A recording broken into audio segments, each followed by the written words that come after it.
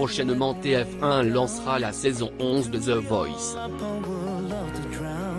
Une édition qui fait le plein de nouveautés comme nous l'a annoncé la production lors de la conférence de presse qui s'est tenue ce jeudi 20 janvier, à commencer par l'arrivée de Nolwenn Leroy en tant que coach surprise.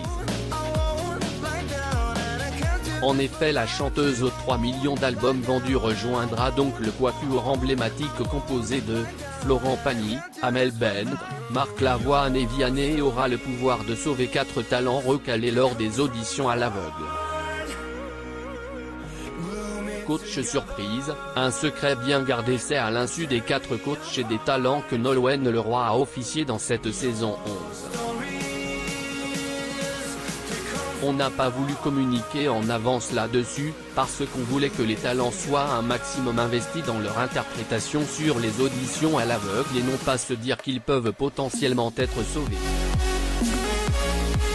On a réussi à tenir secret tout ce petit manège, se félicite Pascal Guy, directeur artistique de l'émission.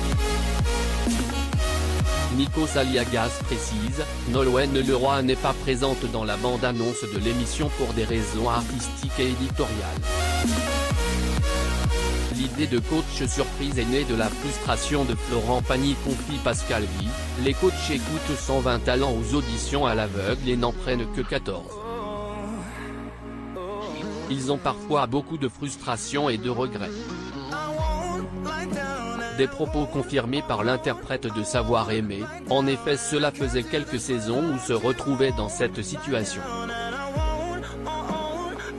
On ne prenait pas certains talents et quand on se retournait et qu'on découvrait que c'était un môme qui chantait comme un adulte de 40 ans, on se disait qu'on s'était peut-être gouré. À lire également exclu, Nolwenn Leroy rejoint The Voice 11, je serai une coach avec une mission particulière. Ainsi, à la fin des auditions à l'aveugle, Nolwenn a pu visionner, environ 10 jours plus tard, les prestations des 54 candidats qui n'ont pas été sélectionnés pour n'en garder que 4. Elle va organiser 2 duels et les coacher.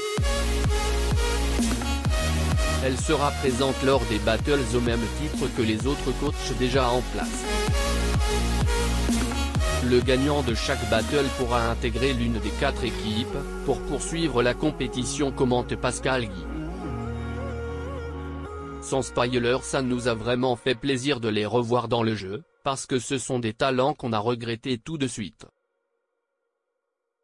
Leur émotion était palpable. Ajoute Amel Bent.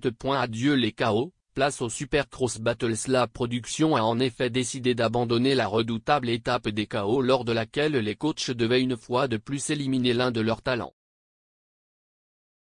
Nouvelle qui a ravi Amel Bent, c'était un cauchemar pour moi.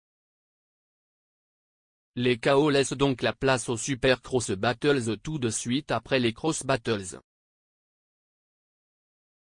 Une nouvelle étape départagée par le public qui donnera lieu à un épisode spécial et réunira la crème des talents. Ces derniers s'affronteront pour accéder aux demi-finales en direct. Sarah